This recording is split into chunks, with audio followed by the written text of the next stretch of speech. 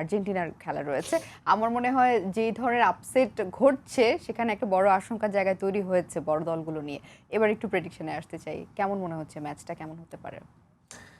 না, এইখানে আমরা তো অনেক কিছু আসলে প্রেডিক্ট করি, সেগুলো আসলে প্রেডিক্ট অনেক সময় আসলে কাজে লাগে না। তো সেই ক্ষেত্রে আপনার কোয়ার্টার ফাইনাল গেমে আসলে প্রেডিক্ট করাটা আসলে টাফ। তো আমরা যেগুলো আসলে এক্সপেক্ট করি যে সমস্ত টিমগুলো আপনার সেমিফাইনালে যাওয়ার পসিবিলিটি আছে, যেমন আজকে আর্জেন্টিনার খেলা আছে, তো আমরা তো Right. ডেফিনেটলি আপনার এখানে এক্সপেক্ট করি যে ইজিপ্টের সাথে আর্জেন্টিনা হয়তো বা জিতবে, কিন্তু ম্যাচ কিন্তু আসলে টাইট হবে এখানে।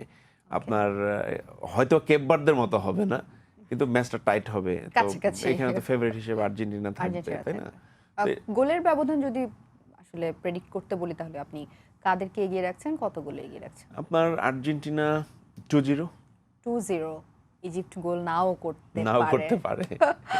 আচ্ছা, সো সেক্ষেত্রে ইজিপ্ট আসলে কিভাবে ট্রাই করবে বা তাদের ট্যাকটিক্যাল কি ব্যাপারটা হতে পারে? দেখেন, আমার কাছে মনে হয় যে এইখানে ওরা যেভাবে আসলে ফুটবলটা খেলে আসছে, তো ওরা হয়তো বা ডিফেন্ডিং লাইনটাকে একটু সিকিউর রেখে আসলে এটাকে যেতে চাবে। কারণ দেখেন এইখানে এই গেমটা নকআউট স্টেজের গেম। ওরা ওরা ওরা চেষ্টা করবে যেন কোনোভাবে যেন গোল রিসিভ না করে।